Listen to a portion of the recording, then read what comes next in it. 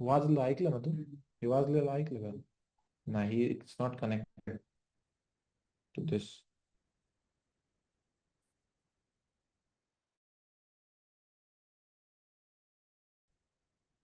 Just a minute.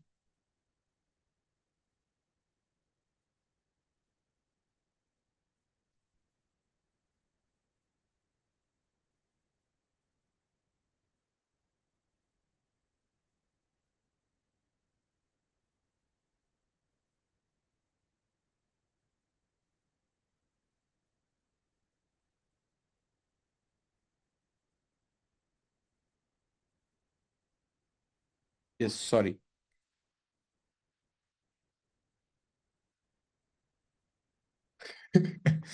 यार gold मजे ले रहा है यार मेरे ट्रेड के. एक minute guys. Fuck is going on with gold यार. किसका किसका गोल्ड का ट्रेड एक्टिव है सेलिंग का? Anyone in the trade? I am sitting. Gold is like consolidating to its health. Gold. यार यहाँ पे 800 900 डॉलर 10 पिप में ऊपर नीचे करता है भाई. हालत खराब हो जाता है. चलो, ठीक है, let's continue with the class. So अगर 3 to 4% बढ़ रहा है प्राइस, या 3 to 4% के बीच में है हर साल की increase, then it's a good inflation. ठीक है, then it's a good inflation. किसने किसने ऐसे फोटोज देखे हैं जहां पे पर्टिकुलर देश की करेंसी रद्दी के भाव बेची जा रही है? देखा है ना फोटो? वेनेजुला का फोटो किसने किसने देखा है? वेनेजुला, ये पता है? या जिम्बाब्वे, वेनेजुला. वहां पे इन्फ्लेशन इतना कम है, चीजें इतनी सस्ती है, या दूसरा चीज है कि चीजें इतनी महंगी है. जैसे अभी पाकिस्तान से कौन कौन है यहाँ पे? अभी आपके यहाँ पे इन्फ्लेशन बहुत बढ़ गया है. श्रीलंका से कौन कौन है यहाँ पे? Right. Pakistan, Sri Lanka is facing these issues, right? Zoeb Akhtar, there are some issues, right?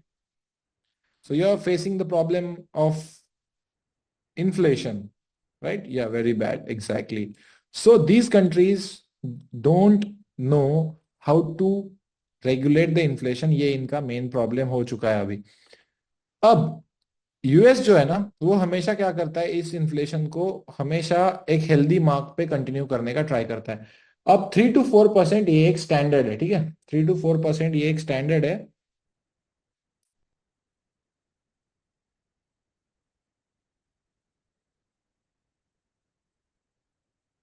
एक मिनट. हाँ,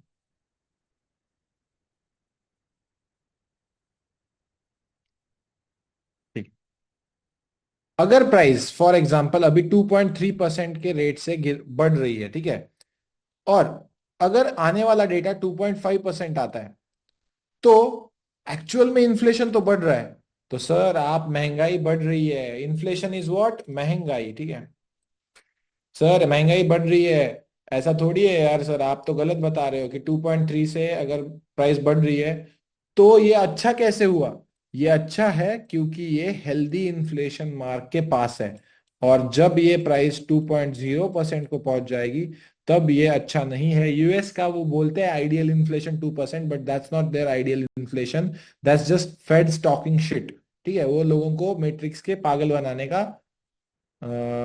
वहां पे जरिया है कि we are reducing the inflation to the 2% ideal mark और ये सब. ठीक है, लेकिन it should be 3 to 4% yearly. अब माय मासी is in US. She is a gynaecologist and she knows very well about the problems that are there in the US. वहां पे भाई ऐसा है कि भाई अगर आप जा रहे हो बाहर, तो यहाँ से यूएसए से कौन कौन है, उनको पता होगा वहां के prices. Anyone from USA here? Okay, no one is from USA.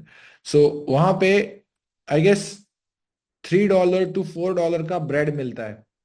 ठीक है, डॉलर का. अब अपन इंडिया के बाद जो है, 4 चौक 32, ₹320 का अगर हम वहां पे ब्रेड लेने जाएंगे, हमारे इधर कितने का मिलता है रे? 20 to 40 rupees, right? 40 50 20 whatever. So इतना खतरनाक वहां पे इन्फ्लेशन है, ठीक है। अब फॉर एग्जाम्पल मैंने जो अभी रिसेंटली जिस चीज से मैं गया उसके बारे में बात करता हूँ, UAE, right. I am in Dubai right now. So यहाँ पे अननेसेसरीली चीजों के दाम बहुत हाई है, ये दुबई वाले जानते हैं, ठीक है। अननेसेसरीली कुछ चीजें महंगी है यहाँ पे।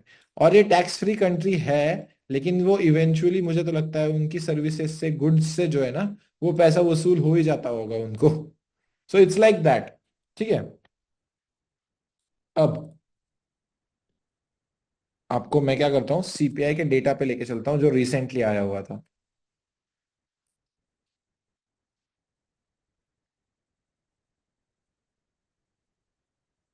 Last week, right. Okay,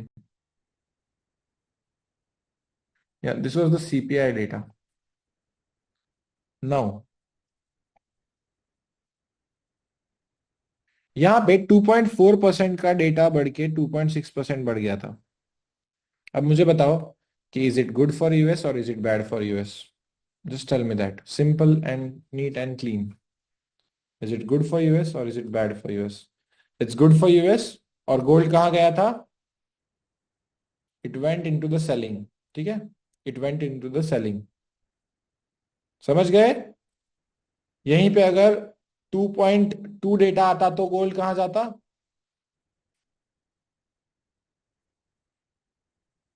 yes, चलो, दैट्स रियली ग्रेट कि आप बहुत इजीली समझ गए हो, ठीक है। So that's our CPI news. इसमें इन्फ्लेशन का डेटा आता है। अगर प्राइस 3 to 4% के बीच रह रही है तो इट्स गुड। अगर वो 8% हो गया तो क्या रहेगा? अगर वो 8% बन गया तो अच्छा रहेगा क्या? Of course not. 8%, 9%, 10% इन्फ्लेशन कौन से ईयर में गया था यूएस में, किसी को याद है?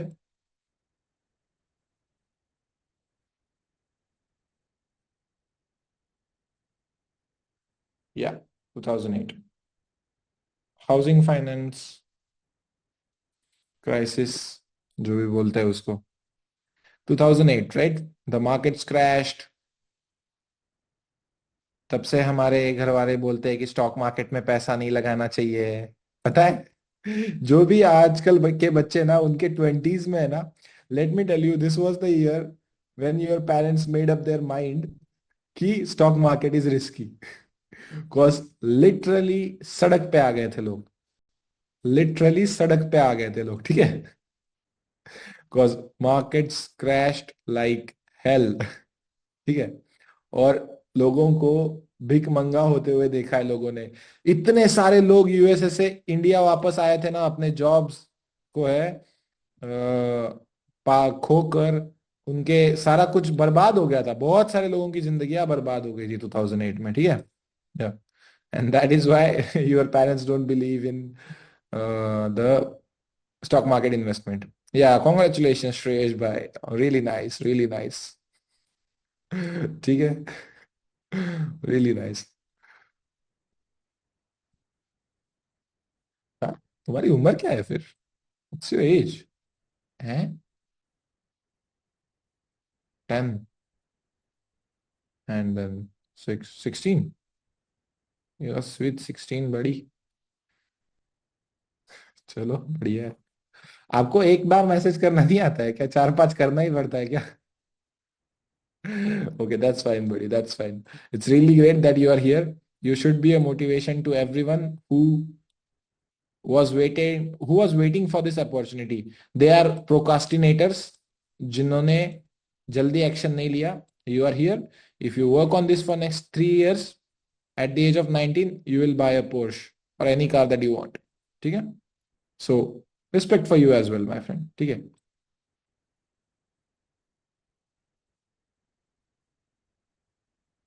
ठीक है। देन उसके बाद आता है एफओएमसी का न्यूज, जिसमें डेटा आता है इंटरेस्ट रेट्स। अब इंटरेस्ट रेट्स क्या होते हैं? फॉर एग्जाम्पल, सिंपल भाषा में बताता हूँ। 1 लाख मैंने अगर अपने बैंक में 1 ईयर के लिए रखे तो मुझे वो कितना परसेंट रिटर्न देंगे? इंडिया में स्टैंडर्ड रिटर्न है 6 to 7%, ठीक है, 6 to 7%।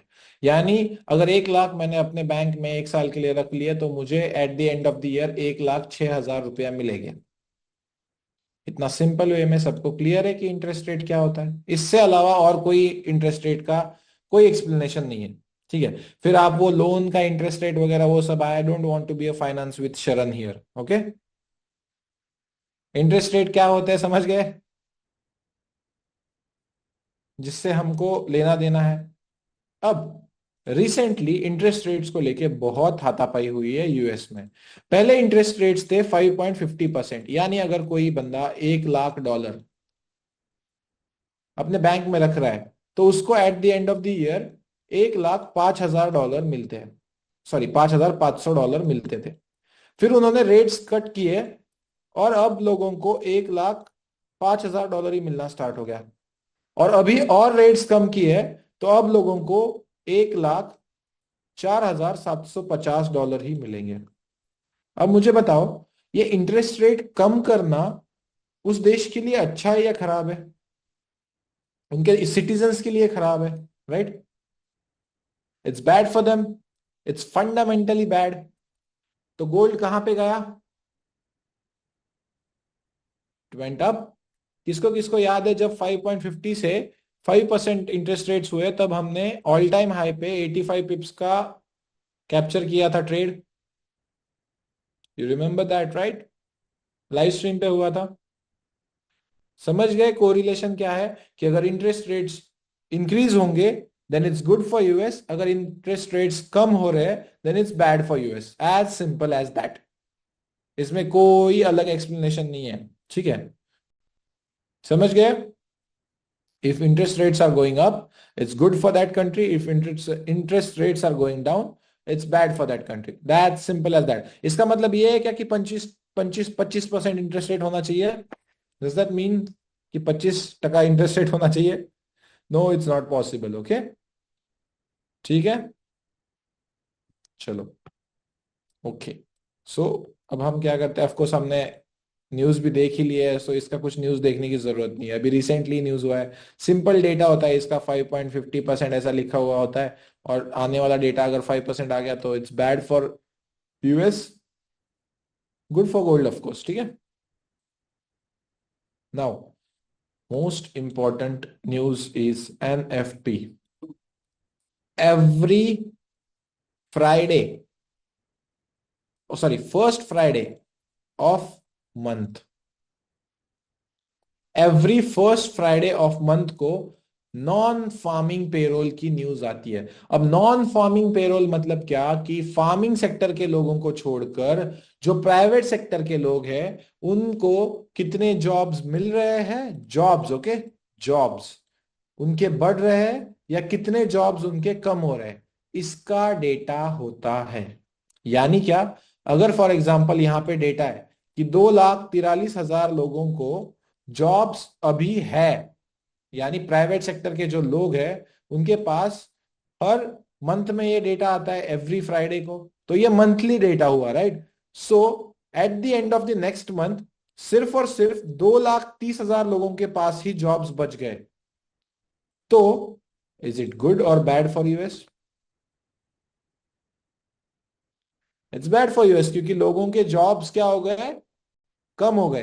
अब ये बहुत अच्छे से समझ लो, ठीक है? नॉन फार्मिंग पेरोल और अनएम्प्लॉयमेंट क्लेम्स में थोड़ा सा कोरिलेशन है और डेटास भी सेम होते हैं, ठीक है? नॉन फार्मिंग, अब अगर यहां पे डेटा बढ़ गया, 250 के आ जाता, यानी 2,43,000 लोगों पिछले महीने में एम्प्लॉयड थे, अब 2,50,000 लोगों को जॉब्स है। इट्स गुड और bad for US? It's good for US, right? And vice versa, bad for gold. याद है उस दिन हमने सेल स्टॉप लगाया था गोल्ड में पूरी दुनिया के खिलाफ, और एनएफपी का डेटा यूएस के लिए पॉजिटिव आ गया था, सबको याद है, राइट? ओके, ठीक है। अब हम क्या करेंगे, अगला न्यूज। अब नॉन फार्मिंग पेरोल आपको क्लियर है क्या, बताओ? सिर्फ जॉब्स का डेटा होता है, ठीक है? सिर्फ और सिर्फ जॉब्स का डेटा। अगर जॉब्स बढ़ रहे हैं इट्स गुड फॉर यूएस, अगर जॉब्स घट रहे हैं इट्स बैड फॉर यूएस, ठीक है? अगर जॉब्स बढ़ रहे हैं then it's good for US, ठीक है? Yes, I will explain once again. Every first